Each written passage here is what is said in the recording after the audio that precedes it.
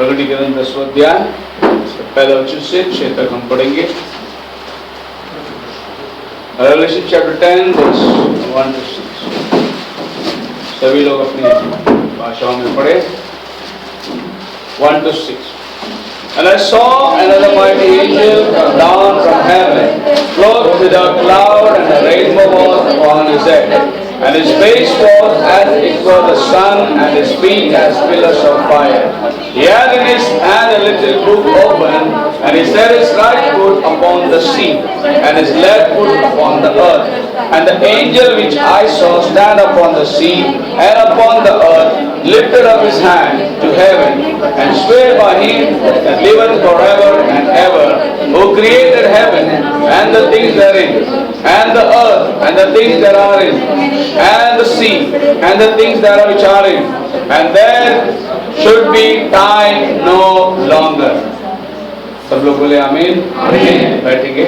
प्रभु इस पढ़ी गई वचन को आशीष। पिछले हफ्ते हमने दानियल की किताब से इस दूत के बारे में हम लोग ने वर्णन करके देखा कि दानियल की किताब में 12 अध्याय के अंदर जो दूत उतर के आया वो इस्राएलियों के लिए समय को ऐलान करता है, और प्रकटीकरण की 10वां अध्याय में जो दूत उतर के आता है वो अन्य जातियों का समय को ऐलान करता है। तो ये अन्य जातियों का समय है जिसको ये दूत फिनिश करता है। और दानियल 12 के अंदर दानियल के पास जो दूत उतर के आया था, जो तिग्रिस नदी पर खड़ा था, वो यहूदियों का समय को खत्म करता है और कहता है कि दानियल तो अब जाकर सो जा, अंत के समय में जब ये घटनाएं पूरी होगी तब तू अपने लोगों में उठकर खड़ा रहेगा और तेरा निज भाग में तो रहेगा। तो हम देखते हैं कि अन्य जातियों का समय दानियल की किताब से खत्म होता है, यहूदियों का समय खत्म होती है, अन्य जातियों का समय वहां से शुरू होता है। पहला राजा नबूकदनेस्सर जो अन्य जातीय राजा था, सारी दुनिया पर राज करता था, और आखिरी राज्य रोम का राज्य होगा। जो मैंने पहले हफ्ते बताया था आपको कि दानियल की किताब में जब हम लोग देखते हैं तो दानियल ने जिस राज्य के बारे में बात किया,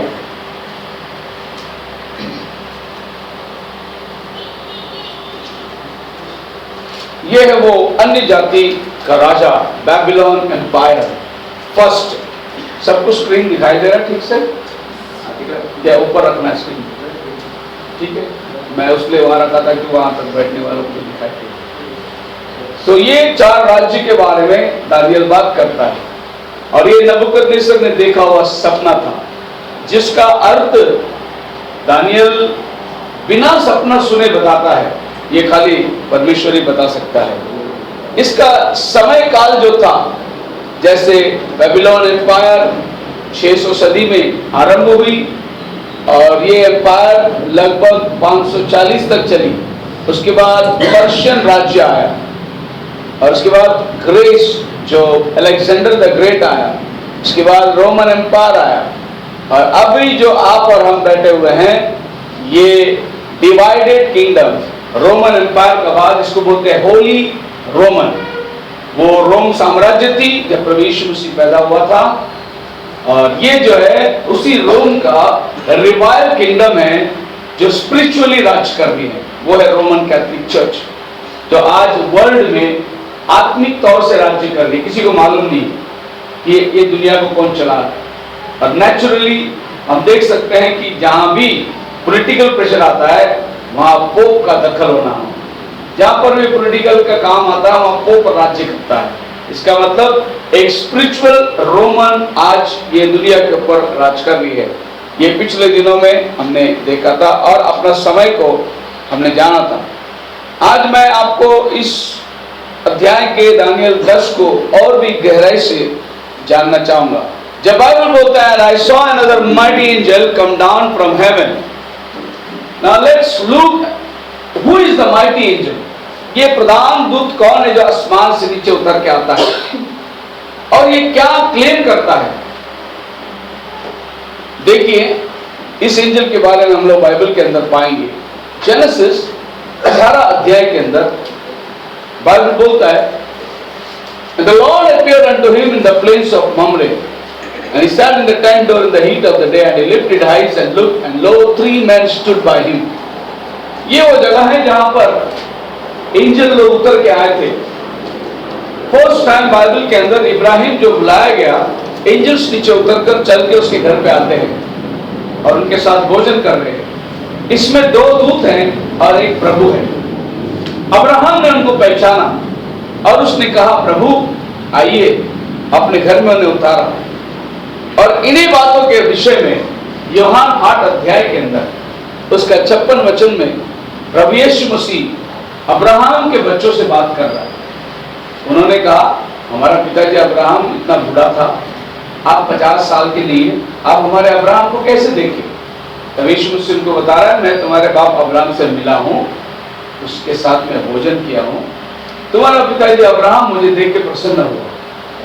तो यहूदियों को समझ में नहीं आ रहा। उन्होंने पूछा, तुम्हारा उम्र कितना है? यीशु ने बोला, 50 साल का नहीं अभी तक, तो हमारे बाप को कैसे देखा? Praise the lord, praise the lord. प्रभु यीशु मसीह उनके साथ बातचीत करने के टाइम पे लगभग 1000 साल पहले पुरानी बातों को लेकर वो बात करना, और वो कहते हैं कि हमारा बाप इब्राहिम, जब हम इब्राहिम के वंशावली से आए हैं, आप कैसे हमारे बाप इब्राहिम को देखे? उसको तो मर के 1000 साल हो गया। पर प्रभु उनको ये बता रहा है कि तुम्हारा पिताजी इब्राहिम ने मेरे दिल को देखा, इन्हें मुझे देखा, उसने मेरे साथ में भोजन किया, वो खुशी मनाया। यानी किसको देख रहा है प्रभु? किसके बारे में प्रभु बात कर रहा है? प्रभु अब्राहम जो घर पे मिला था, उसको बुलाया था, उसके साथ में खाना किया, उन बातों को प्रभु यहूदियों को समझा रहा है कि तुम्हारे बाप ने जिससे मिलके खाना खाया था मैं हूं। Praise the lord, praise the Lord. लोगों को यकीन नहीं हो रहा, उन्होंने उसे मारने के लिए पत्थर उठाए और प्रभु मंदिर के पीछे से चिपके चला गया। प्रभु मौत से नहीं डरता था, वो मरने के लिए आया था, लेकिन वो इनके हाथों से पत्थरवार करके नहीं मरना चाहता। वो सूली पर चढ़ के मरना था, उसको बलिदान के रूप में मरना था, पत्थरवार करके निंदा के रूप में नहीं मरना था। इसीलिए प्रभु उनके आंखों से ओझल हो गया। ये माइटी एंजल जो अब्राहम के घर में आया था, इसने अब्राहम को प्रॉमिस दे के गया, अगले साल जब मैं आऊंगा तो तेरे घर में संतान होगा। Praise the Lord. और 2 दूत लोग चले गए सदोम की तरफ लोत को ले आने के लिए, और ये जो अब्राहम के साथ खड़ा हुआ था, ये माइटी एंजल अब्राहम का ट्रांसफॉर्मेशन करता है, अब्राहम का रूपांतर करता है। देखिए, जो 2 दूत लोग सदोम और गोमोरा में गए थे, ब्रदर ब्रैनम इसके बारे में ऐसा बताते हैं, ओरल रॉबर्ट्स और बिली ग्रैम, ये 2 दूत हैं जिनको प्रभु ने डिनोमिनेशन को भेजा। और भाई ब्रैनम अपने आप को खुद बता रहा है कि ये ब्राइड है जिसके पास माइटी एंजल उतर के आया। Praise the Lord. नबी किसके साथ खड़ा है? माइटी एंजल के साथ खड़ा है। और बिली ग्रैम और ओरल रॉबर्ट जो ब्रदर ब्रैनम के संगति में सेवा कर रहे थे, उनकी सेवा कहां जा रही है? सदोम की तरफ जा रही है। सदोम कौन है? आज का अमेरिका सदोम शहर है। तो नबी कहता है कि उस दिन जैसा प्रभु अब्राहम के साथ उतर के आया था 2 दूत के साथ, आज भी प्रभु उतर के आया है। 1963 में जो क्लाउड में प्रभु उतरा था, वो क्लाउड ब्रदर ब्रैनम के साथ ठहरा, यानी दुल्हन के साथ ठहरा, दुल्हन की रैप्चर की बात किया। और ओरल रॉबर्ट्स और बिली ग्रैम ये लोग अमेरिका में गए इवेंजलिज्म के लिए। Praise the Lord. इनके प्रचार से कितने लोग बचे? जो 2 दूत लोग गए थे सदोम में, कितने लोग बचे? खाली लोत और उनकी 2 बेटियां बची। फिर ये बिली ग्रैम और ओरल रॉबर्ट्स के मिनिस्ट्री में कितने लोग बचे? कुछ भी नहीं बचे। बात समझ में आ रही है? 1-2 बचे होंगे, जैसे उन दिनों के अंदर बचे हुए थे। सो पूरी अमेरिका के अंदर मैसेज गए, बड़ी मुश्किल से 1-2 लोग बाहर निकले, लेकिन नबी के साथ जो खड़ा था दूत, वो नबी का ट्रांसफॉर्म कर रहा था, दुल्हन का रैप्चर की बात कर रहा था। क्योंकि उस समय में अब्राहम बॉडी चेंज को महसूस कर रहा है। इसके साथ खड़े रहकर सारा अपने तंबू में बॉडी चेंज को महसूस कर रही है।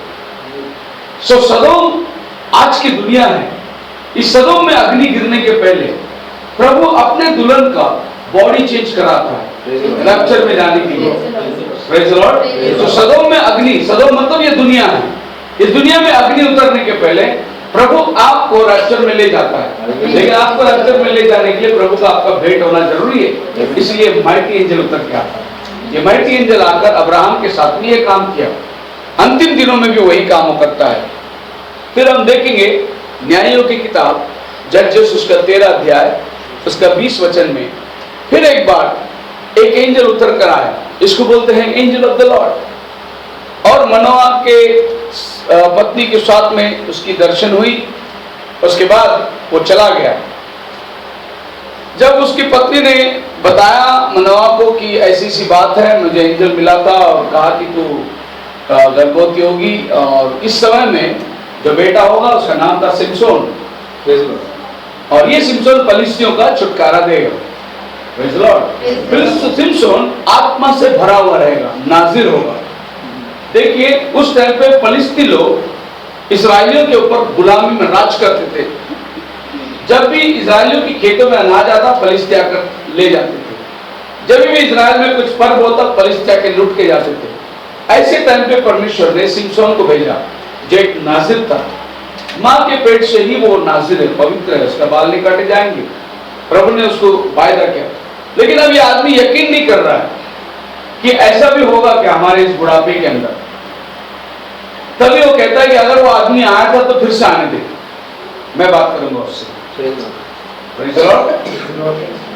फिर आ गया वो। आने के बाद में मनोआ को बोला, जी मैं आके बताया था तेरे घर में नासिर आने वाला है सिमसोन, और वो फलिस्तियों से इजराइलियों को छुटकारा देगा। ये प्रॉमिस लेने के बाद उन्होंने उसके सामने एक चैलेंज को रखा, अगर आप जो बोलते हैं ये बात सच है तो आप हमें कोई चिन्ह दिखाओ। तो बोले क्या चिन्ह तुझे चाहिए?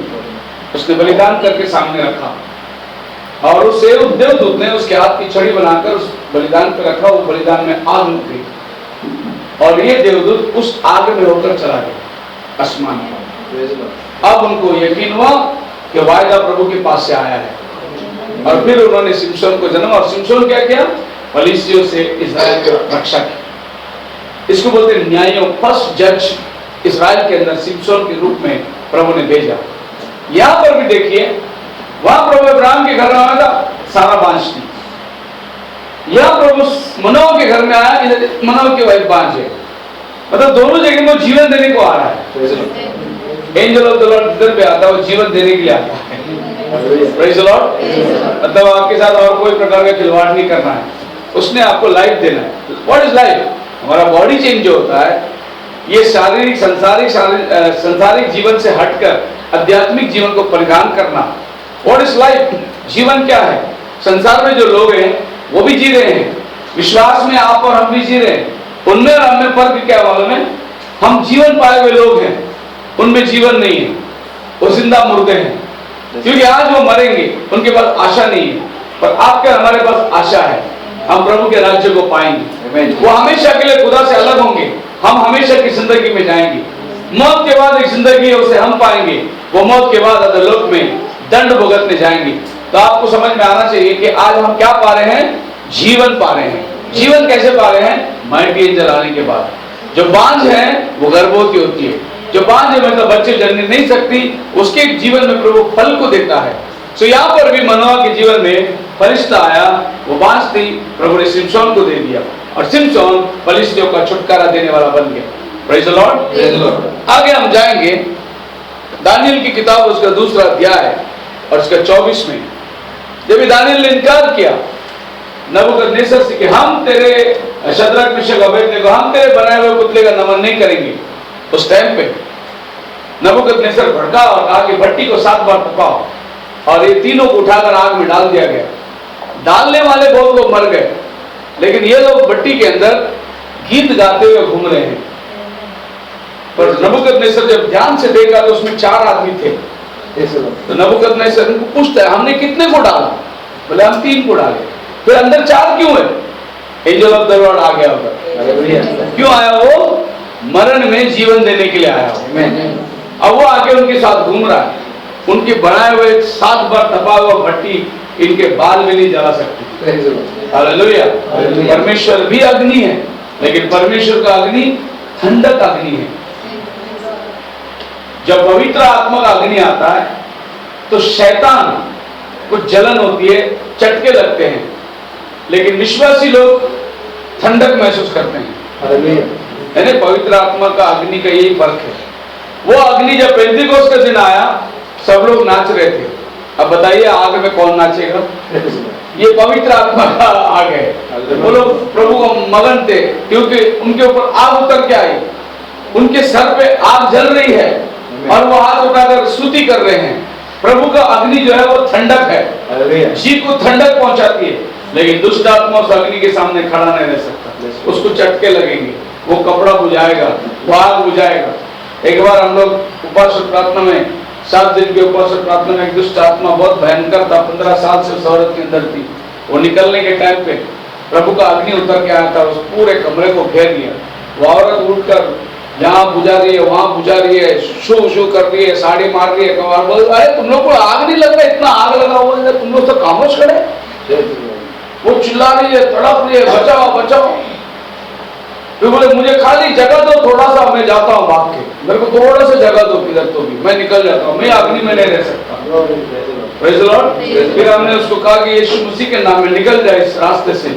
वो जाकर वहां पटकी और दुष्ट आत्मा निकल गया। वो आग आपको और हमको नहीं दिख रहा है, लेकिन दुष्ट आत्मा को दिख रहा है। लेकिन वो आग से हमें ठंडक पहुंच रहा है, लेकिन दुष्ट आत्मा को चटके लग रहे हैं। इसको बोलते हैं पवित्र आत्मा का आग। हालेलुया। भस्म करने वाला अग्नि है, उनके बीच उतर कर यहाँ पर एंजल ऑफ द लॉर्ड आया। सो पुराना नियम में कई मरतबा वो आया था, आकर अपना चमत्कार दिखा के गया। सो बाइबल जब भी एंजल ऑफ द लॉर्ड करके बोलता है वो प्रभु यीशु मसीह है। तो अब्राहम के साथ जो उतर के आया वो भी प्रभु यीशु मसीह है। मनोवा के पास जो उतर के आया वो भी प्रभु यीशु मसीह है। दानियल, शद्रक, मिशक, अबेदनगो के टाइम जो उतर के आया वो भी प्रभु यीशु मसीह है। और आखिरी बार वो प्रकटीकरण के अंदर उतर के आता है।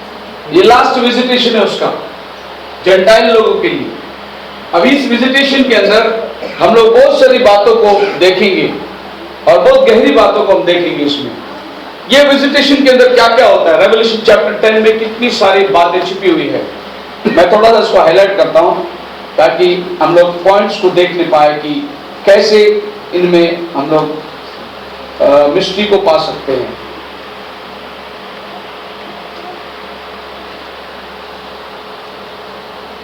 क्योंकि स्क्रीन में दिखाई नहीं दे रहा, इसके लिए मैं इसको थोड़ा इनलार्ज करता हूं। लाउदीशियन एज, हम जिस युग में बैठे हैं ये लौदीसिया का काल है ना। इस टाइम के अंदर क्या घटना घटनी है? It's a semi darkness, neither day nor night, and evening time condition. No spiritual light of God, but evening star light comes to light the way to fulfill the Son of righteousness. अब देखेंगे ज़करिया 14 के अंदर लिखा है, वो दिन ना रात होगा ना दिन होगा, परंतु संध्या का समय होगा। It's evening time. Evening time में लाइट नहीं होगी, डार्कनेस भरा हुआ। ये इवनिंग टाइम जो है दिन ढलने वाली बातों को दर्शाता है। बाइबल के अंदर बहुत सारी बातें हम लोग पा सकते हैं। मैं कुछ उदाहरण देता हूं, बोलने को वचन की जरूरत है, आप जानते हैं। एक आदमी सवेरे गया, कुछ मजदूरों को लाया, दोपहर को गया, कुछ मजदूरों को लाया, शाम में फिर गया, कुछ मजदूर लोग खेत में खड़े हुए थे बाजार में, उनको बुला रहे, तुम काम पे नहीं गए? बोले नहीं, कोई हमें लिया नहीं। बोले आ जाओ तुम भी काम करो। जब 1 घंटा बचा था उस टाइम पे भी उसने मजदूरों को लाया। पगार देने के टाइम वो सबको बराबर दे रहा है। सवेरे जो आए थे उनको भी 100 रुपए ठहराया था, 100 रुपए दे रहा है। दोपहर को जो आए थे, एक्चुअली आज के दिनों में हाफ डे देंगे हम लोग, लेकिन वहां प्रभु उनको फुल पेमेंट दे रहा है। 1 घंटा पहला आए थे उनको भी प्रभु फुल पेमेंट दे रहे हैं। तो ये सवेरे जो आए थे ये जल गए। बोले कि ये क्या स्वामी, तो अन्याय है, हम सवेरे से मर रहे हैं, हमको भी 100 रुपए, और ये अभी आया हाथ धोने का टाइम आया उसको भी 100 रुपए, ये क्या है? ये तो तब प्रभु उनसे क्या कह रहा है, स्वामी तुमको जितना मैंने ठहराया था उतना मिल गया ना तुम्हें। तुम सवेरे आने के टाइम कितना ठहराया गए थे? 100 रुपए, तुमको 100 रुपए मिले, तुम खुश रहो। इनके साथ क्या करता हूं, मेरा सवाल है, मेरा पैसा है, मैं किसको भी दूंगा, कितना भी दूंगा, तुम्हारा तुम्हें मिल गया है। Praise the Lord. इसका मतलब ये है कि पौलुस को जो पहले युग में सवेरे काम करने आया था उसको भी वही मुकुट मिलने वाला है, और भाई ब्रनम को जो शाम के टाइम आया था उसको भी वही मुकुट मिलने वाला है। Praise the lord. प्रभु के यहाँ पक्षपात नहीं है, किसको ज्यादा पगार किसको कम पगार नहीं, हम सबको सेम इक्वल पगार मिलने वाला है। दूसरा बात प्रभु ये बता रहा है कि सवेरे से जो मेहनत कर रहा है उसको भी उतना ही एफर्ट्स जितना उसको लगाना पड़ा, शाम को आने वाले को एफर्ट्स नहीं लगाने पड़े लेकिन दाम उतना ही मिल रहा है उसको। नबी के दिनों में बहुत मुश्किल था ये संदेश प्रचार करना, उन्होंने बहुत एफर्ट्स लगाए, लेकिन आज आपको और मेरे को रेडीमेड मिल गया संदेश। हमने कोई एफर्ट नहीं लगाया, लेकिन हम फ्रूट्स ले रहे हैं। हम लोग आखिरी घड़ी में आए हुए लोग। सो बाइबल बोलता है जब शाम हुई तो उसने उनको पगार देने के लिए बुलाया। शाम जो टाइम है ये हमारा मेहनत का प्रतिफल मिलने का टाइम है। शाम जो टाइम है ये खेत में से घर आने का टाइम है। तो बाइबल जब भी बोलता है शाम के समय रोशनी होगी, ये अंत के जो दिन है इसको शाम बोलते हैं। ये टाइम पे रोशनी होगी। कौन सी रोशनी होगी? ये सूरज की रोशनी के बारे में बाइबल बात नहीं करता। ये रोशनी जो है वचन की रोशनी के बारे में बाइबल बात करता है। क्योंकि दिन भर में जो लोग थे उनके पास को लाइट नहीं मिली। शाम आने के टाइम मतलब जैसे जैसे टाइम एंड होने आया, वचन के ऊपर अंधकार छाया, डॉक्ट्रिन चली गई, बाइबल की जो असली सिद्धांत थे वो चले गए। और आज आपको संसार में देखोगे तो आपको बाइबल की कुछ बातें मिलेगी नहीं लोगों में, ये अंधियारे में चले गए। इस अंधियारे के टाइम दुल्हन के पास लाइट आया। आप और हम शाम की रोशनी में जी रहे हैं, दुनिया वाले शाम के अंधकार में जी रहे हैं। उनके ऊपर रोज बरोज अंधियारा ही छाया जा रहा है, पर आपके और हमारे पास शाम की रोशनी आई। शाम की रोशनी का मतलब शाम को प्रभु एक संदेश को भेजा, एक मैसेज को भेजा। वो मैसेज ने हमारे आंखें खोल दी। आज लाइट किसको बोलते हैं? परमेश्वर का वचन को हम लोग लाइट बोलते हैं। ये लाइट जिसके पास है वो उजाले में चल रहा है। प्रभु यीशु मसीह साफ कहता है जो रात को चले वो ठोकर खाएगा, है ना? जो दिन में चले वो साफ चलेगा। मतलब जो लाइट में चले वो ठोकर नहीं खाएगा, जो अंधकार में चले वो ठोकर खाएगा। तो आज लोग वचन से कौन ठोकर खा रहे हैं? जो हमारे साथ साथ चल रहे हैं मगर उन्हें दिखाई नहीं दे रहा। वो मत्ती 28:19 पढ़ तो रहे हैं मगर दिखाई नहीं दे रहा उसके अंदर उसकी मीनिंग क्या है। पिता पुत्र पवित्र आत्मा के नाम से देने के लिए कहा था, वो मीनिंग समझ ही नहीं आ रहा उनको। वो पानी में खड़ा रहकर उसी बात को उच्चार के पिता पुत्र पवित्र आत्मा के नाम से लोगों को अभी भी डुबा रहे। मतलब 2000 साल हुआ अभी तक उनको लाइट नहीं मिला, लेकिन आपको और हमको लाइट मिला कि मत्ती 28 परिशिष्ट 2:38 में पूरी होती है। पिता का नाम, पुत्र का नाम, पवित्र आत्मा का नाम प्रभु यीशु मसीह है। हम लोग लाइट में आ गए। अभी आपको समझ में आता होगा शाम की लाइट क्या है। इस अंधकार भरी दुनिया में आपके और हमारे पास शाम की रोशनी आई। हम लोग वचन को ठीक तरीके से देखकर उसका अंदाज लगा सकते हैं, उनके पास में अंदाज नहीं है। यहाँ लिखा हुआ है कि पवित्र आत्मा उनके ऊपर उतर आया, तुम्हारे बेटे और बेटियां भविष्यवाणी करेंगी। इस वचन को पढ़ने के बाद आज बहुत औरत लोग पुलपिट में खड़े करके प्रीच कर रहे हैं। बाइबल में नहीं लिखा प्रीच करेंगे, बाइबल में लिखा भविष्यवाणी करेंगे, लेकिन ये अंधेरा छाया हुआ है ना, लाइट नहीं है उनके पास। इसके लिए समझ में नहीं आ रहा है। उनको क्या लगता है पेड़ दर्द, सर दर्द, आंख दर्द, बीमारी ठीक होता है, परमेश्वर हमारे साथ है, ऐसा उनको लगता है। चिन्ह चमत्कार जिधर होता है उधर खुदा रहता रखता है। खुदा वहां रहता है जिधर वचन। चिन्ह चमत्कार में खुदा वास नहीं करता, खुदा वहां वास करता है जिधर वचन है। परमेश्वर को कहाँ ढूंढने जाओगे आप? चर्च में नहीं, रिवाइवल मीटिंग में नहीं। परमेश्वर को ढूंढने के लिए आपको वचन में आना होगा, क्योंकि वचन ही देहधारी होकर आया है। आज जिनके पास वचन नहीं है उनके पास में प्रभु नहीं है। बाकी सब कुछ है, बड़ा चर्च है, लोग है, भीड़ है और बहुत बड़े बड़े चमत्कार हो रहे हैं, पर आज हम लोगों के पास में वचन होना बहुत जरूरी है। लोगों के पास आज वचन नहीं। प्रभु कह गए कुकर्म करने वालों मैं तुम्हें नहीं जानता। कुकर्म करने वालों, डूअर्स ऑफ इनिक्विटी।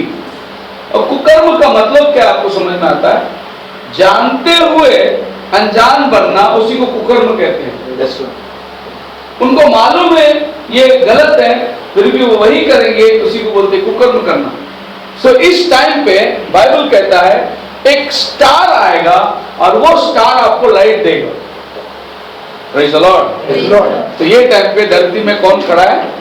एक स्टार खड़ा है। ये स्टार जो है ना 7वां स्टार है। 1906 में ये सेवकाई शुरू हुई और 1906 से लेकर मतलब 1956 में ऐलान हुआ।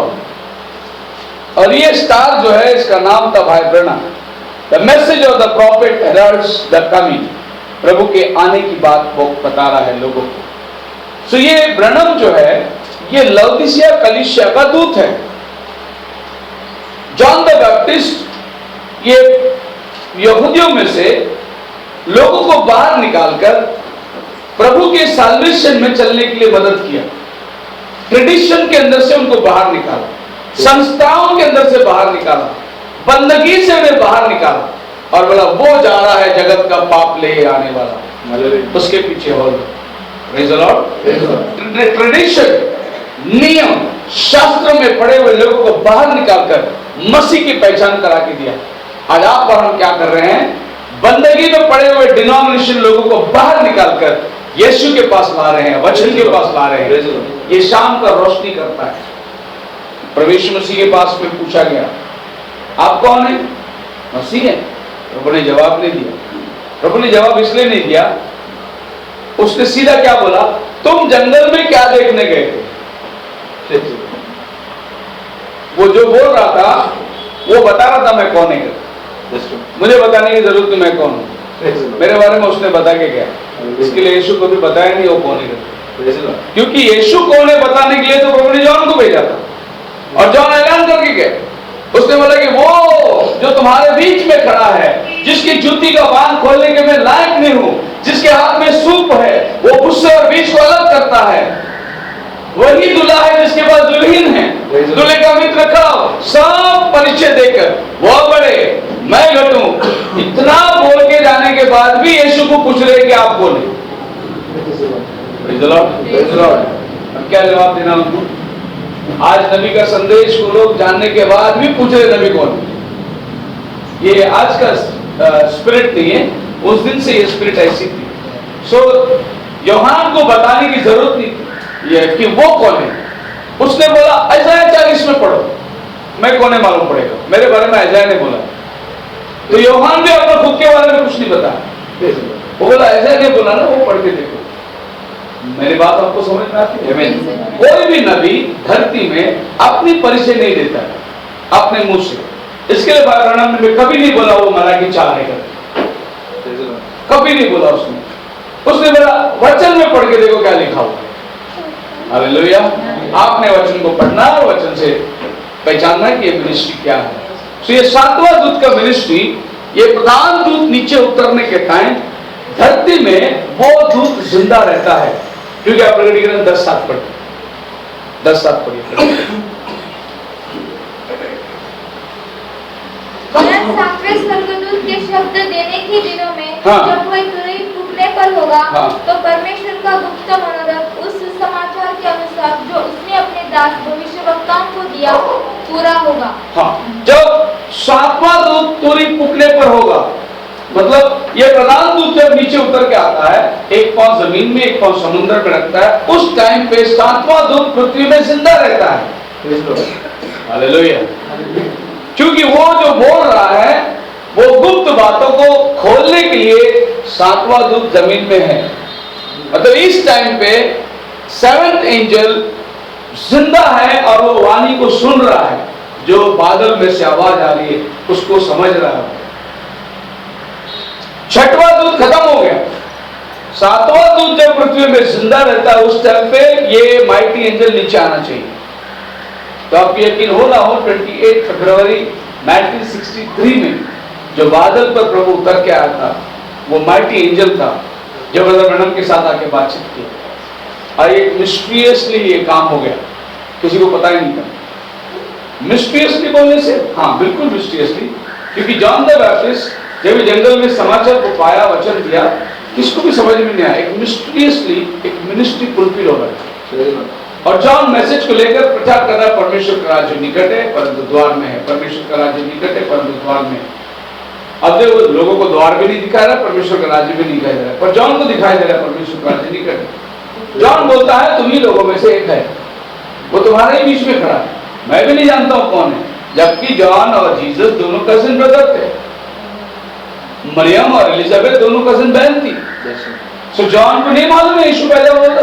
ये लोग बचपन से साथ में बड़े हुए, पर उनको मालूम नहीं था कि ये जीसस जो है वो उसके आगे भेजा हुआ। कहने का मतलब ये है जॉन और जीसस दोनों साथ में पल रहे थे, लेकिन दोनों, जीसस को मालूम है जॉन कौन है, लेकिन जॉन को नहीं मालूम जीसस कौन है। बड़ी बड़ी मिस्ट्री। ब्रदर ब्रैनम के साथ में रहने वालों को मालूम नहीं था ब्रदर ब्रैनम कौन है, लेकिन आपको और हमको मालूम पड़ेगा कौन है। उसके साथ घूमने खाने पीने वालों को मालूम नहीं। मैं उदाहरण बता रहा हूँ, अमरनाथ में हमारे एक ब्रदर है, कैंसर पेशेंट थे दोनों, हस्बैंड वाइफ दोनों। उनका नाम मुझे याद नहीं आ रहा। विक्टर यादव बिशप थे, और ये आदमी का नाम भी विक्टर ही। हस्बैंड वाइफ दोनों कैंसर से पीड़ित थे, और दोनों भी 54 में बॉम्बे गए थे भाई ब्रह्म की मीटिंग में। मतलब ब्रह्म उनको नाम लेके बुलाया, बोले कि हस्बैंड वाइफ दोनों को नाम लेके बुलाया, खड़े हो जाओ, तुम दोनों को कैंसर है, प्रभु यीशु ने तुमको अच्छा रखा। इस मीटिंग के बाद में 40 साल उसकी औरत जिंदा है, आदमी अभी भी जिंदा है, अभी भी औरत, वो पेंटिकॉस्टल चर्च का मेंबर है। जब भी उसके बाद इंटरव्यू लेने के लिए गए थे, मेरा एडमिशन वगैरह आए थे, उन्होंने इंटरव्यू लेने गए थे, तब मैं उनको उधर लेके गया था। तो वो बता रहा था कि क्या क्या हुआ उस मीटिंग के अंदर, और ये लोग कैमरा से शूटिंग कर रहे थे। तो उस आदमी को पूछा गया, आपको मालूम है ब्रदर ब्रह्म की सेवकाई क्या है? परमेश्वर का दास है, ऐसा चमत्कार हमने कभी देखा नहीं, नाम लेके बीमारी बोलना। और 40 साल मेरी वाइफ जिंदा थी उसके बाद, और मैं अभी भी जिंदा हूँ। 54 में चमत्कार पाया हुआ आदमी आज भी जिंदा है, आज भी गवाही अगर अपने आंखों के सामने किया। फिर उसने बहुत सारे इंसिडेंट भी बताए उस मीटिंग के अंदर क्या क्या हुआ था। एक उसने इंसिडेंट ऐसी बताई कि ब्रदर ब्रह्म पुलपिट में खड़े रह के बोल रहे थे कि अभी ये आवाज जिस आदमी के पास जाएगा, वो आदमी एक हॉस्पिटल की गेट के पास बैठा हुआ है, उसके घर वालों ने उसे छोड़ दिया है, डॉक्टरों ने छोड़ दिया है, अब फुटपाथ में पड़ा हुआ है वो। अगर वो ये वाणी को सुन रहा है और यहाँ आता है तो उसको प्रभु चुंगाई देगा। Hallelujah, hallelujah. और एक बहुत बड़ा मिराकल, और टीबी पेशेंट था, वो चल भी नहीं सकता था, तो उसको वहां से लेके यहाँ चल के आने के लिए, क्योंकि ब्रदर ब्रह्म की जो लाउड स्पीकर लगी हुई थी, आगरीपाड़ा नागपाड़ा से लेकर जेजे हॉस्पिटल के लगभग पूरे भोंगा लाउड स्पीकर बांधे हुए थे। 5 लाख लोग उस मीटिंग में थे। मतलब वो एरिया जो था उस टाइम पे ऐसी बिल्डिंग वगैरह नहीं थी, 1950 की बात है, बॉम्बे खाली था एकदम। सो इतनी बड़ी मैदान में लोग भरे हुए थे कि ट्रैफिक सब जाम हो गया था, कोई आना जाना और साइकिल के एरिया में नागपाड़ा में कर नहीं पाया। ये आदमी को वहां से यहाँ पुलपिट में आने के लिए 3 घंटे लगे, जेजे हॉस्पिटल के गेट से मीटिंग के पुलपिट में आने के लिए 3 दिन लगे। और जब हम मीटिंग में आया, ब्रदर ने उसको बोला तुम घर को जाओ सीधा, और कल तुम्हारे फैमिली के साथ तुम मिल रहा।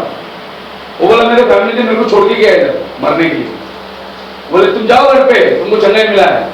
और वो आदमी उस रात घर में गया, उसकी फैमिली ने उसको एक्सेप्ट किया, नेक्स्ट डे अपने पूरी फैमिली के साथ मीटिंग को आया। ये सब गवाही वो विक्टर दे रहा है। एक और गवाही हमने सुने, एक ब्रदर सैमुअल करके थे जो बुक शॉप रखते थे अमरनाथ के अंदर। वो बोले कह रहे तुम ब्रदर ब्रह्म को मानते हो, मैं तुमको एक बात बता रहा हूँ। बोलिए। बोले कि वहाँ ब्रदर ब्रह्म के जो ड्राइवर थे, जो गाड़ी चलाने वाले ड्राइवर थे, वो ब्रदर ब्रह्म को छोड़ते लेके आते, छोड़ते लेके आते, छोड़ते लेके आते। तो आखिरी मीटिंग के बाद ब्रदर ब्रह्म को छोड़ने के लिए गए, उस टाइम पे ब्रदर ब्रह्म वो ड्राइवर को पूछता है कि ये तो मेरा आखिरी मुलाकात है, मैं एयरपोर्ट छोड़ दूंगा, तू चले जाएगा, तेरी कोई इच्छा है जो चाहता है तो कि मैं तेरे लिए प्रार्थना करूं? तो ड्राइवर गाड़ी चलाते चलाते बोला नहीं साहब मेरी कोई इच्छा तो नहीं, लेकिन मेरा एक दोस्त है, वो अपनी बेटी अपंग लड़की को वो 3 दिन मीटिंग में लाया था, मगर कुछ हुआ नहीं, बेचारा बहुत निराश होकर गया। तो ब्रदर ब्रह्म बोलते तेरी इच्छा है कि वो लड़की अच्छा हो? बोले हाँ मेरी इच्छा है, बस वो लड़की अच्छा हो जाए। उसको व्हील चेयर में लाए थे। तो ब्रदर ब्रह्म बोलते चल उसके घर। तो एयरपोर्ट जाने के बदले बाइकला जाते हो, वो ड्राइवर उसको ब्रदर ब्रह्म को लेकर वो घर पे जा रहा है। तो घर पे जाने के बाद में उनको ऐसा माले में रहते हो लोग, तो ब्रदर ब्रह्म को माले में चढ़ा के लेके गए। जैसे ऊपर गए तो घर वाले आश्चर्य हो गए, क्योंकि 3 दिन वो ब्रदर ब्रह्म को देखने के लिए गए लेकिन हुआ नहीं। तो बोले वही उसके घर में आए तो बहुत खुश हुए और बैठे वहां पर, और वो लड़की छोटी सी 12 साल की होगी, व्हील चेयर में बैठी हुई थी। तो ये लड़की को प्रार्थना में लाया, बोले हाँ ये लड़की। तो वहां पर वो बच्ची के सामने एक बॉल पड़ा हुआ था, ब्रदर ब्रैनम ने बॉल उठाया और सीढ़ी के नीचे फेंक दिए और लड़की को बोला गो एंड गेट इट। वो लड़की व्हीलचेयर से सीधी उठी, सीढ़ी से दर गई नीचे और बॉल लेके ऊपर आ गई। Hallelujah, praise the Lord. ऊपर आने के बाद वो लड़के देख रहे, अरे हालेलुया, ग्लोरी, बाद में वो देख रहे अपने पैर को। Praise the Lord. तो उन्होंने प्रेयर भी नहीं किया, कुछ नहीं किया, खाली बॉल उठा के फेंके, बोले लेके आओ। लड़की सीधी गई, बॉल लेके आई। Hallelujah, praise the lord, praise the lord. इतनी गवाही देखने के बाद भी उनको मालूम नहीं ब्रदर ब्रैनम कौन है। और आपको और हमको, हमने ब्रदर ब्रैनम को देखे नहीं मगर हमको पता चला उसकी list. Hallelujah, praise the Lord. वो मलाकी 4 है, वो प्रकटीकरण 10:7 है, आमीन। वो लूक 17:30 है, वो प्रकटीकरण 19:22 है। ये सब मिनिस्ट्री उसके अंदर पूरी होती है। ये आप पर हमको मालूम पड़ा, लेकिन उसके साथ में जो जिंदा थे उनको नहीं मालूम पड़ेगा। Praise the lord, praise the Lord. तो मैं आपको बता रहा हूं कि ये इवनिंग लाइफ जो है ये जिंदा रहती है जब वो सातवां दूत आता है और वो अपने मैसेज को देता है। Then the marriage. Only after the friend of the bridegroom has left can the bride and bridegroom enter the marriage chamber. Praise the Lord. Amen. Hallelujah. ना ब्रदर क्या कर रहे हैं यहाँ पर?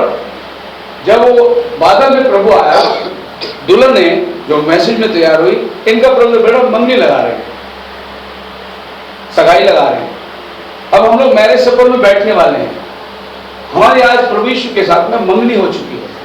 जो प्रभु यीशु के नाम पर बपतिस्मा लिए उनकी मंगनी हो चुकी है। कैसे? लड़की को जिस दिन वायदा मिल जाता है, टोकन मिल जाता है, उस दिन अपना पति के नाम को ग्रहण करने को तैयार हो जाती है। Praise the Lord. और उसके बाद में उसके बाप का नाम उसमें से बर्थ सर्टिफिकेट से निकलना शुरू हो जाता है। Praise the Lord. अब जब मंडप पे जाके बैठेगी, उसका नाम लग गया।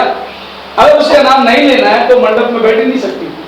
अगर वो बोलेंगे नहीं मेरा बाप का नाम रखेंगे, मैं आपका नाम नहीं लूंगा, तो कौन शादी करेगा उससे? और आज के डिनोमिनेशन वाला बोलते हैं हमको यीशु का नाम नहीं चाहिए बपतिस्मा में, हमको पिता पुत्र चाहिए। फिर रह जाओ पीछे। अगर तुम दुल्हन है तो उसका नाम ले लो। Praise the Lord. और ये लोग नाम लेने को तैयार नहीं होते। आप सोचिए कौन ऐसा दुल्हन होगा जो अपना पति का नाम लगाने को तैयार नहीं होती? पति डाइवोर्स दे देगा उसको शादी के पहले। Praise the Lord. शादी के लिए आएगा ही नहीं। और आज यीशु के नाम का बपतिस्मा से कितने लोग नफरत करते हैं? आप पूछो, बड़े बड़े पास्टर लोग से पूछो, पास्टर जी आप बपतिस्मा कैसे देते हैं? वो सीधा बोले आप पिता पुत्र पवित्र आत्मा से देते हैं। फिर दूसरा सवाल आप उसको पूछो, ऐसा बाइबल में कोई दिया है क्या पास्टर जी? तीसरा सवाल को आपको खड़ा नहीं करेगा। ये 2 सवाल में बोलेगा कहाँ जाते हो तुम? किसने बताया उधर जाना नहीं, वो एंटी क्राइस्ट लोग हैं। यीशु ने बोला ना मेरे नाम से अंत के समय बहुत लोग आएंगे, वो यीशु वाले हैं। अभी हम हमारा पति का नाम ले तो किसके नाम से आएंगे? प्रभु यीशु मसीह ने बोला मेरा नाम से तुम जो कुछ मांगोगे तुम्हारे लिए हो जाएगा। हम यीशु के नाम से कहलाने वाले हैं तो फिर क्या दिक्कत है?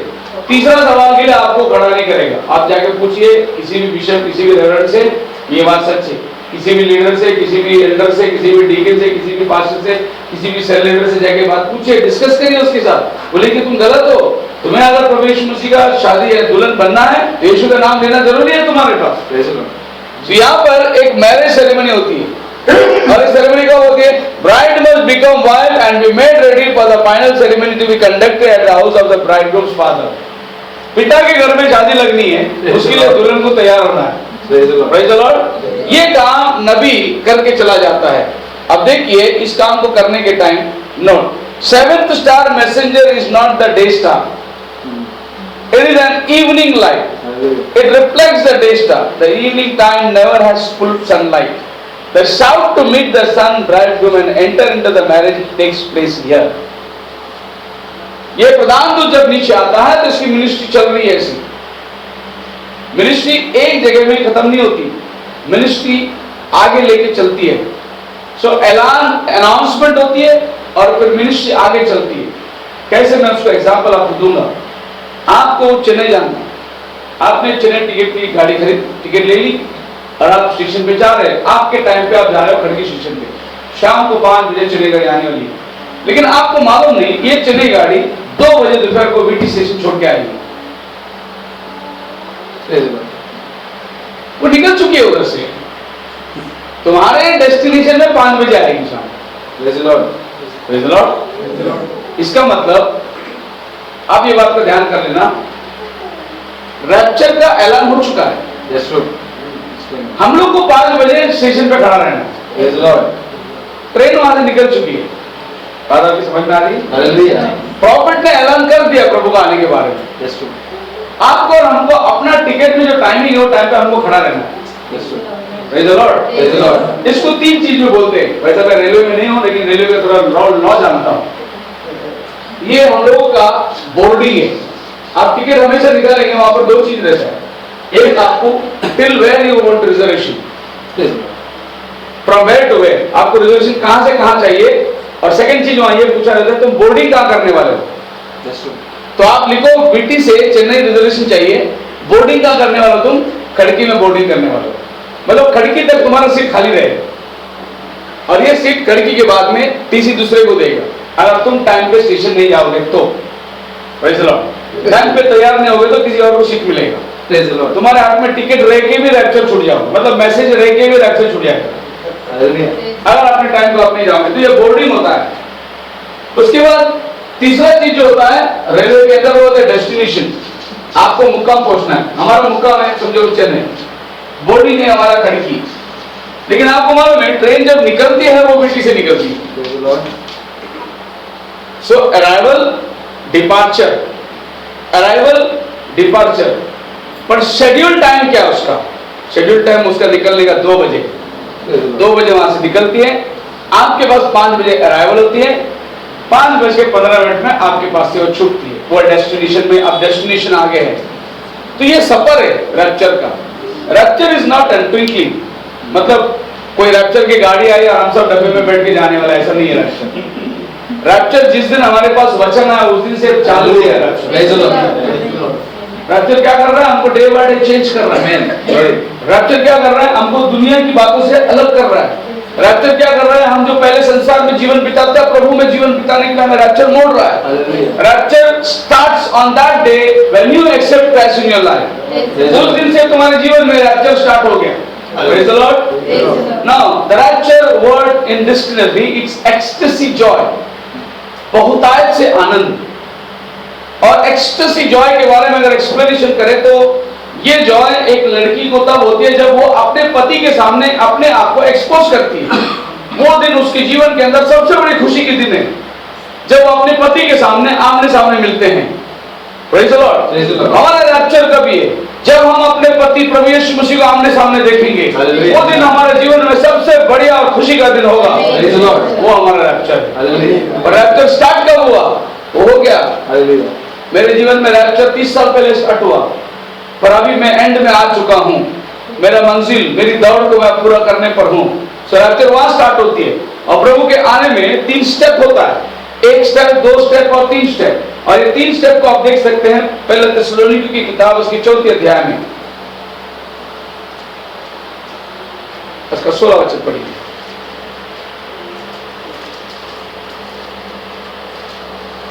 First थिस्सलुनीकि 4।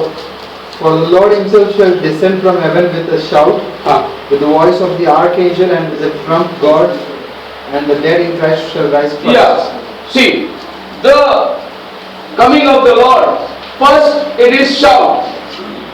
Amen. Praise the Lord. Then it is voice. उसके बाद voice है. And the last third part is trumpet. Praise the Lord. ये रैप्चर का स्टेप्स है. First is shout, second voice, and third trumpet. Now what is shout? Shout is a message. Praise the Lord. Joshua ने लोगों को बोला, आप सुन रहे? समझाया तो आमीन बोलिए। जोशुआ ने बोला 7 दिन चक्कर लगाओ और जिस दिन आखिरी चक्कर लगाएंगे I will shout until no one will shout. When I will shout, then you should shout. Now shout is a message. The message went 1945, 46 से मैसेज स्टार्ट हुआ। जब इस्राएल को प्रभु ने जाने के लिए 46 में मना किया नबी को, तब से मैसेज शुरू हो गया अन्य जातियों के लिए। वो मैसेज चली 1965 तक शाउट चल रही थी। Shout is a message. अगर हमको किसी को बुलाना है, I will shout, hey, to bring that fellow here, attraction. Now what is voice? And Jesus cried with a loud voice, Lazarus, come forth. The shout is for the living common people. The voice is for the dead. Hallelujah. Voice मरे हुओं को उठाने के लिए आता है. Praise the Lord. And he cried with a loud voice, Lazarus, come forth. Lazarus आ गया. And Bible में लिखा है, and the dead will hear his voice and they will come out of the grave. The dead will hear his voice, not shout. Praise the Lord. So rapture के time क्या होता है? Message जा रहा है, वॉइस आता है मरे हुए लोग के लिए. Hallelujah. और ट्रम्पेट किसके लिए आता है? जो वॉर में खड़े रहते हैं. Praise the Lord. वो ट्रम्पेट की आवाज के लिए बैठे. Hallelujah. Praise the Lord. Praise the Lord.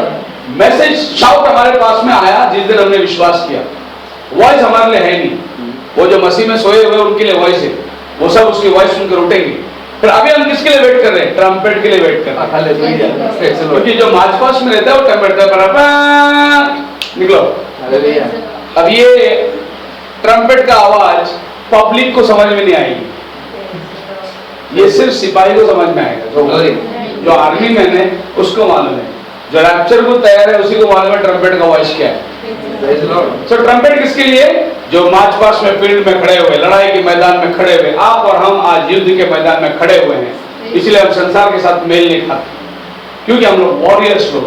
आप बताइए मुझे, लड़ाई में जाने वाला जो मिलिट्री ये होगा, क्या बोलते हैं उसको, लेडी, चाहे वो आप इजराइल में आप देखेंगे ना तो इजराइल में लेडी मिलिट्री लोग बहुत, पूरे मंदिर को वो लोग कमांडर. अब बताइए वो जीवनार विनोर सच के लिपस्टिक लगा के बंदूक लेके थोड़ी जाएगी उधर. Hallelujah. वो तो अटेंशन में रहेगी. उसको थोड़ी नखरे करने के टाइम थोड़ी है उसके पास. उसको दुश्मन के, तो जो विश्वासी बहन लोग फील्ड में खड़े हैं उनके पास नखरे नहीं रहेंगे. Praise the Lord. They are in the field, marching field में वो लोग. Amen. फिर जो लिपस्टिक लाले लगा के झुमका पहन के वो मैदान में नहीं है, वो पब्लिक के साथ है. अभी तक वो घर में खाना पीना पका के दुनिया भी जीवन में जी रही है. आप मेरे साथ है. Amen. समझ में आना. जो मार्च पास्ट में जो होगा वो रेडीनेस में रहेगा. Hallelujah. उसको मालूम है उसके बदन में क्या क्या चीज है, कितना मिसाइल है, कितना बम है.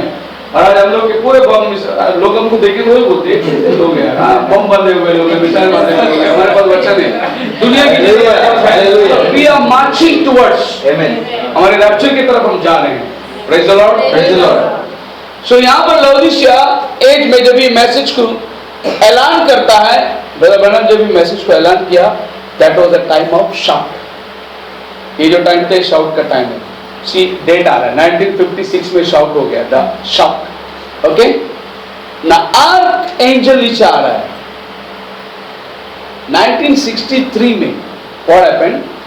The voice of the arc angel. और इज द आर्क एंजल. अभी आप देखिए थेसलोनिकियों में पौलुस जो बोल रहे हैं ना, voice of the arc angel, और प्रधान दूत का शब्द सुनाई देगा. ये पौलुस फर्स्ट एज में बात कर रहा है. फर्स्ट एज में प्रधान दूत का शब्द नहीं आया था. फर्स्ट एज में माइटी एंजल का वॉइस नहीं आया था. फर्स्ट एज में मसीहा का वॉइस आया था. यीशु इंसान बन के आया था, उसकी मैसेज थी. पौलुस बोलता है प्रधान दूत का शब्द होगा. इसका मतलब ये प्रधान दूत कहां मिलता है आपको? प्रकटीकरण 10 में आता है नीचे उतर के.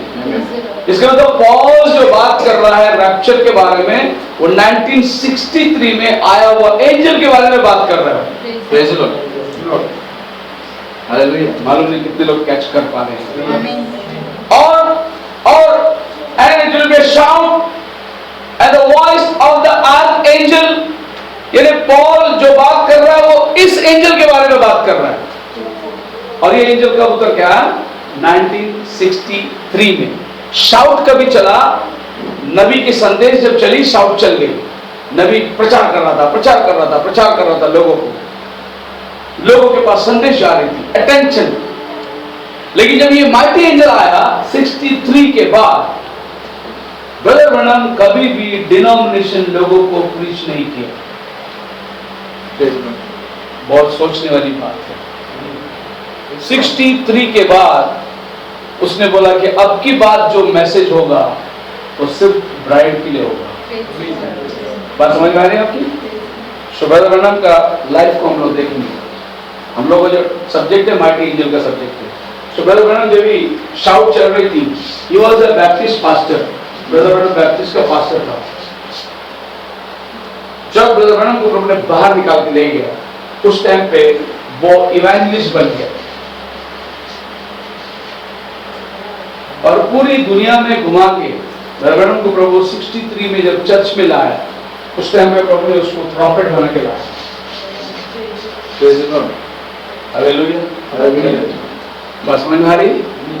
वो जब बैप्टिस्ट का पास्टर था तब प्रभु ने उसको उठाया.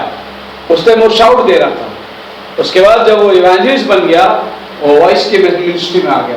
बहुत मुर्दे लोग जिंदा होने लगे. उसके बाद जब वो वापस चर्च में आया, अभी मुर्दा जिंदा होना बंद हो गया. हालेलुया. अभी वो खाली वर्ड प्रीच कर रहा है. Glory. Praise the lord. Being a prophet. Amen. अभी वो बोलता है, मैं आज के बाद तुमको चर्च नहीं बोलूंगा.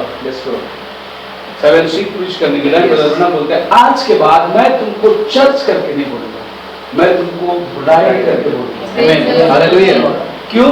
उसी के चर्च को उसने चर्च नाम निकालकर ब्राइड नाम लगा दिया. मतलब वो बोलते हैं कि आज के बाद तुम दुल्हन हो, तुम चर्च नहीं हो. इसके लिए मैंने पहले एक बार मैंने बता दिया था कि चर्च अंताकिया के लोगों ने हमको क्रिश्चियन का नाम दिया है. हम लोग एक्चुअली क्रिश्चियन नहीं है.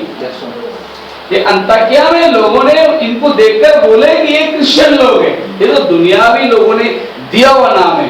तो आज जो क्रिश्चियन हैं वो डिनोमिनेशन चर्चेसों में जो जाके बैठते हैं ना, वो क्रिश्चियन हैं.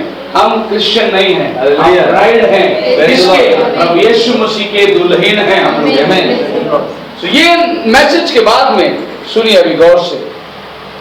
1963 के बाद ब्राइड तैयार होती है. देखिए बाइबल के अंदर जो वचन है, the wife is making herself ready for the marriage supper. अभी नबी जाने के बाद में 63 में मसीह आने के बाद अभी दुल्हन अपने आप को तैयार कर दी है. कैसे तैयार कर रहे अपने आप को? आप पढ़िए वचन को, पहली यूहन्ना की पत्री 3 अध्याय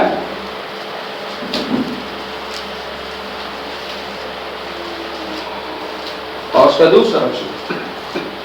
हे प्रियो, अभी हम परमेश्वर की संतान हैं. हाँ. और अब तक यह प्रकट नहीं हुआ कि हम क्या कुछ होंगे. इतना जानते हैं, जब वह प्रकट होगा तो हम भी उसके समान होंगे, क्योंकि उसको वैसा ही देखेंगे जैसा वह है.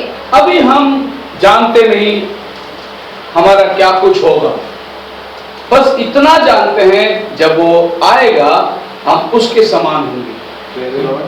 अब यहाँ पर बाइबल बोलता है, The children of God, it has not been revealed what shall be. अभी तक प्रकट नहीं हुआ.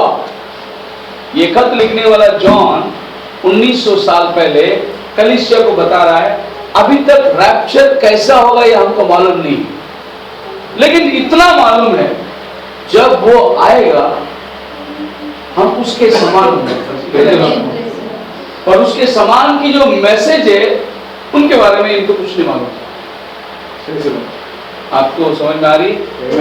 मैं आपको ये बताना चाहता हूं कि शिष्य लोगों को उतनी नॉलेज नहीं दिया गया था जितनी नॉलेज आज दिया गया आपको और हमको.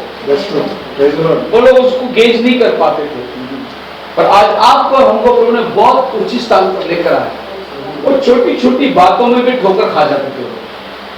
प्रभु ने उनसे कहीं गुना, खैर अगर हम भी वहां होते तो हम भी वैसे होते. पर मैं प्रभु को धन्यवाद देता हूं कि युगों में सबसे तेज युग जो है वो ये वाला युग है. और इस युग में प्रभु ने मुझे जन्म दिया, उसके लिए मैं सौभाग्य समान. हालेलुया. क्योंकि उन दिनों में मैं इतनी सारी चीज, अगर मैं उस दिन पैदा होता तो पहले बोट में घूमता पर आज मैं एरोप्लेन में भी घूमता हूँ. मैं समझता हूँ कि ये एज मेरे लिए बहुत सौभाग्य था कि प्रभु ने ये एज में मैं बहुत साइंस की आधुनिक चीजों को आज देख पा रहा हूँ. वो शिष्य लोग जब हम लोग स्वर्ग में मिलेंगे तो वो हमसे पूछेंगे, भाई तुम्हारा एज तो बहुत बढ़िया एज था, तुम्हारे टाइम पे तो 7th इंजन खुद उतर के आया नीचे और इतनी बड़ी मिस्ट्रीज की बात. 7 सील के बारे में उनको मालूम ही नहीं. 7 सील चर्च के मैसेज उनके पास है ही नहीं, क्योंकि किताब बाद में लिखी गई और इसको सील करने वाला जॉन था. और जॉन सब मरने के बाद लिखा किताब, वो किताब उनको मिली नहीं, पर ये किताब आपको और हमको मिली. हालेलुया. हम रेवलेशन की किताब जो पढ़ रहे हैं, बड़ा परमेश्वर के कुछ बातों को हम जान रहे हैं. जैसे जॉन ने स्वर्ग खुला हुआ देखा, जॉन रेवलेशन चैप्टर 4 के अंदर कम ऑफ जॉन ऊपर जा रहा है. Praise the Lord. पता है ऊपर क्या जा रहा है? Hallelujah. जैसे एक सोसाइटी में भी बोर्ड लग गई, कंपाउंड मार दिया गया, तो सबसे पहले एक ऑफिस बनाता है बिल्डर और उसके अंदर एक सैंपल फ्लैट बनाता है। जिसको भी बुकिंग करना है जाके सैंपल फ्लैट देखो और बुकिंग करो। बिल्डिंग बाद में बनेगी तुम्हारी, किधर तुम्हें ए विंग बी विंग में कहीं तो 14 नंबर बिल्डिंग में रहेगा, पर तुम्हारा फ्लैट कैसा होगा उसका सैंपल वो ऑफिस में बना के रखा है। आपको जाना तो यहाँ देखिए, अभी अपने ग्रुप पीपलों में एक ऑफिस बना के रखा है, सैंपल फ्लैट, पीछे काम चालू है। जो बुकिंग कर रहा है उसको बिल्डिंग कैसा मालूम नहीं, लेकिन घर कैसा बनने वाला उसको मालूम है। Praise the Lord. Praise the Lord. John ऊपर गया ना आपको और हमारा सैंपल फ्लैट देखने गया। Hallelujah. Praise the Lord. John आओ ऊपर, मैं तेरे को सैंपल फ्लैट दिखा था, दुल्हन कहाँ रहने वाली है। Hallelujah. Hallelujah. जॉन जब आसमान में गया हमारा सैंपल फ्लैट देख के आया वहाँ पर। Hallelujah. अगर आपको मालूम पड़ना है, अगर आपकी बुकिंग हो गई तो सैंपल फ्लैट देख सकते हैं, जॉन चैप्टर 4 में देख सकते हैं Praise the Lord. कि हम लोग कहाँ जाके रहने वाले हैं, हमारा स्वर्गीय स्थान कितना बढ़िया है। देखिए Praise the Lord. ये जैसे कीचड़ का रास्ता ऐसा नहीं, वहाँ देखा कांच का समुंदर है, मतलब आपके पैर में धूल भी नहीं लगेगी। Praise the Lord. ऐसा चल के आएंगे हम लोग। Hallelujah. बात आपको समझ में आ रही है? तो प्रभु वहां पर कांच के बिल्डर किसी मतलब कितना साफ सुथरा, अपना लादी को कितना पोंछ के साफ रखते हैं, अब कांच का टाइल्स लगा तो कितना साफ रखते हैं, कैसे चमकेगा। वहां पर हम चलने वाले हैं। Hallelujah. सिंहासन से प्राचीन लोग, एल्डर्स लोग, गीत हो रहा है, स्तुति आराधना हो रहा है। इधर हम लोग को 4 गीत गाएगा तो लेट होता है, उधर तो 24 घंटा गाना चालू हुआ है। Praise the Lord. तो ये सब बातों को जब हम देखते हैं तो वो हमारा सैंपल घर देखने के लिए चला गया। आप देखिए, मैं इस बात को तो आज प्रचार नहीं करूंगा, लेकिन evangelist, pastor, teacher, fivefold ministry दिखाई दे रहा है आपको। ये जो है ये फाइवफोल्ड मिनिस्ट्री, अगर आपने संडे का मैसेज सुना होगा तो आपको समझ में आता होगा कि फाइवफोल्ड मिनिस्ट्री क्या है। ये मिनिस्ट्री का काम क्या है पता है आपको? मिडनाइट क्राई, मध्य रात्रि को जो आवाज है ना, दूल्हा आ रहा है, Hallelujah. वो आवाज ये लोग देने वाले हैं, Praise the Lord. क्योंकि अभी प्रॉफिट नहीं है आवाज देने के लिए। That's true. इसके लिए मैंने संडे को बता रहा था कि 5 इंद्रिय शरीर के लिए, 5 सेंस बाहर की दुनिया को देखने के लिए, प्रभु ने आत्मिक शरीर के लिए 5 सेंस रखा। ये लोग जागरूक करेंगे, प्रभु का आने का टाइम हो गया। Praise the Lord. It is called midnight cry. Hallelujah.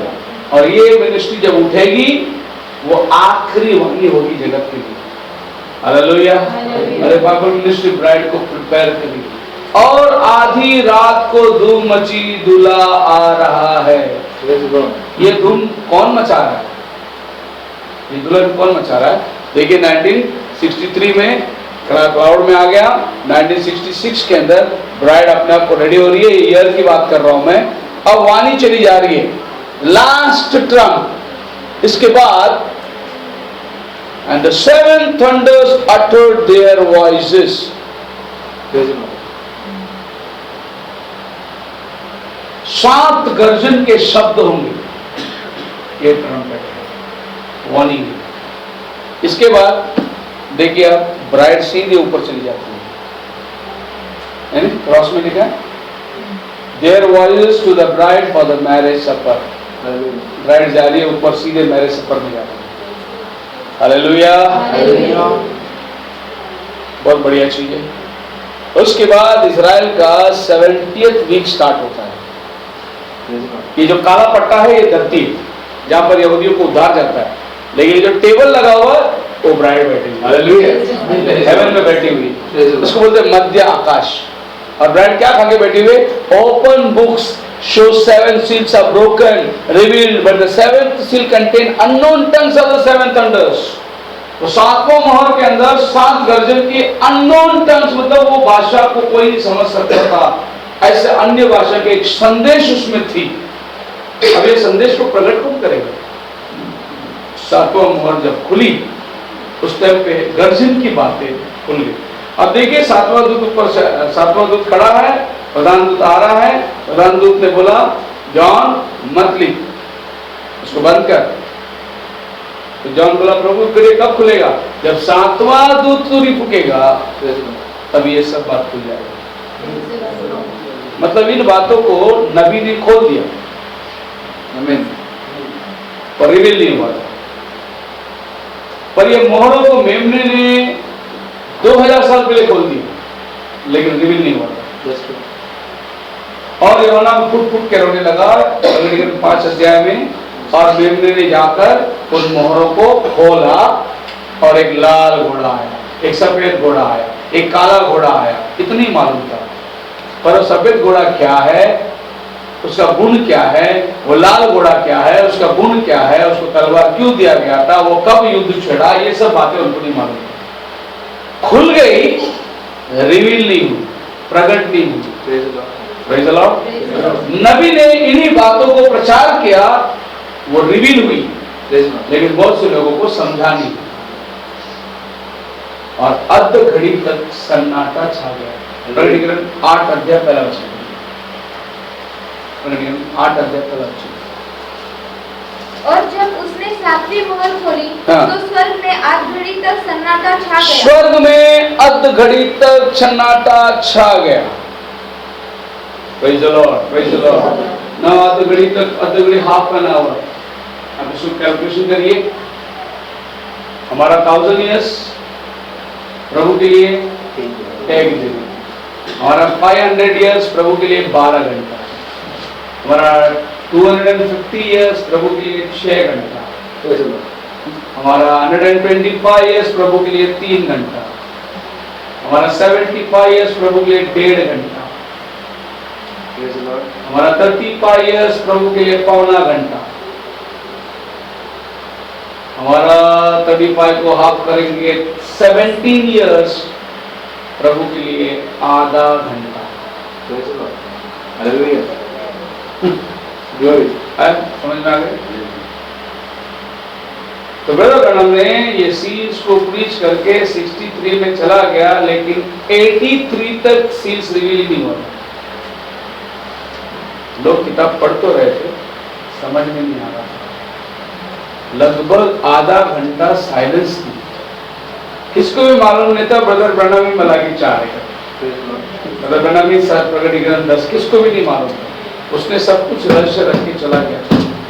80s के बाद लोगों को समझ में आने लगे, अरे ये तो मलाकी 4 है, अरे ब्रदर ब्रैनम ने ये बोला, ये तो ये है 10 साल मोहरें खुलेगी, 7वां दूत दुल्हन को आने वाला है, 7वां दूत, अरे ये तो ब्रदर ब्रैनम के जाने के 20 साल के बाद लोगों को मालूम पड़ा। प्रभु का धन्यवाद, तो खाली दुल्हन को मालूम पड़ा, दुनिया को अभी तक नहीं मालूम पड़ा। 40 साल हो गए। अभी जाके पूछे दुनिया को ब्रदर ब्रैनम के बारे में, वो कौन है ब्रदर ब्रैनम? वो इवेंजलिस्ट था ना, वो बड़ा प्रचारक था, प्रॉफिट था, इतना ही मालूम है उनको, उसके आगे कुछ मालूम नहीं है। 20 साल साइलेंस हो गया। अर्ध घड़ी तक सन्नाटा छा गए जब 7वां मोहर खुला। न जाने लोग उसको बहुत बहुत अनुमान लगाते हैं कि एक एंगल ऐसा है, एक एंगल ऐसा है कि जब प्रभु यीशु मसीह सिंहासन से उठा तो सब एंगल्स को खामोश हो। अभी आराधना करे किसको? सिंहासन पे जो बैठा है, जिसको स्तुति देना है, वो सिंहासन से उठा है, तो सब लोग शांत हो गए। क्योंकि अभी हम लोग हालेलुया बोले किसको, प्रेज लॉर्ड बोले किसको, तो सब लोग शांत हो गए। फिर वो सिंहासन से उठ के आधा घड़ी तक बादलों पे आके खड़ा था। जब तक वो बादलों पे खड़ा था, सिंहासन पे स्तुति आराधना बंद हो गई। हालेलुया। इसके लिए जॉन बोलता है, और 7वां मोहर खुला, आधा घंटा तक साइलेंस हो गया, कोई नहीं बात कर रहा है, क्योंकि वो आधा घंटा वो नीचे उतर कर आया और नबी के साथ बात कर रहा था। Praise the lord, praise the lord, praise the Lord. Let us have our silence. Hallelujah, glory. एक और एंगल से आप देखिए उसको, आप मेरे साथ हैं? ग्लोरी। एक और एंगल से देखिए, वो आधा घड़ी साइलेंस इसलिए होता है कि जब वो मर्सी सीट से उठकर जजमेंट सीट में बैठ रहे, प्रेज द लॉर्ड, तब लोग बोल रहे आप क्या होगा? हालेलुया। मर्सी सीट से जब उठा तो कृपा का टाइम खत्म होता है, अब वो जजमेंट सीट में बैठने वाला, तब तो न्याय है, कोई बचेगा नहीं, कोई माफी नहीं मांगेगा।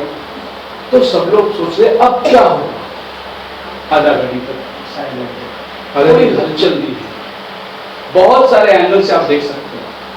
अभी अगर ये घड़ी में आपको पकड़ो तो आप एंगल से देख सकते हो, पर टाइम सिर्फ मुझे दिखाई दे रहा है, क्योंकि मैं जिस एंगल से देख रहा हूं कांटा घूम रहा है, वो एंगल में नहीं देख, तुम पिछले भाग को देख रहे हो।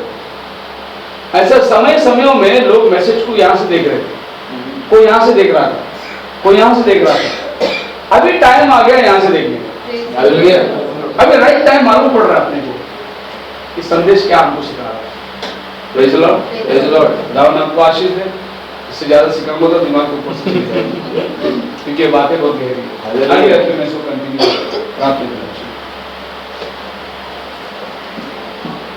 से आग वर्षा दे, फिर से तूफान आने दे, तेरी महिमा से, तेरी सामर्थ से, फिर से तू अभिषेक कर दे, फिर से वो आग बरसा दे, फिर से तूफान आने दे, तेरी महिमा से, तेरे सामर्थ से, फिर से तू अभिषेक कर दे।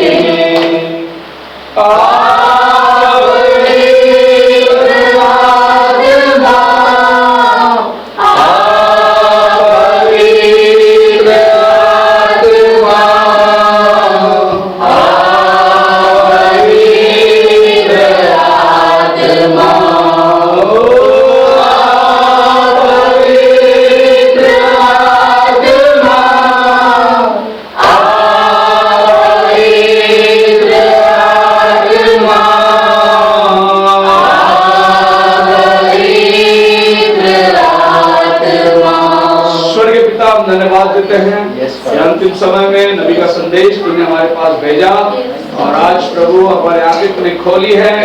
सतघड़ी के बारे में हम जानते हैं, फिराने का बहुत समय निकट हुआ है प्रभु।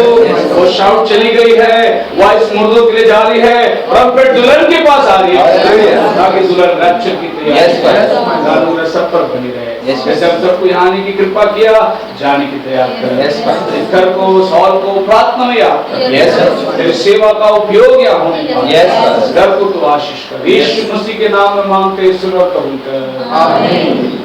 Hallelujah, hallelujah,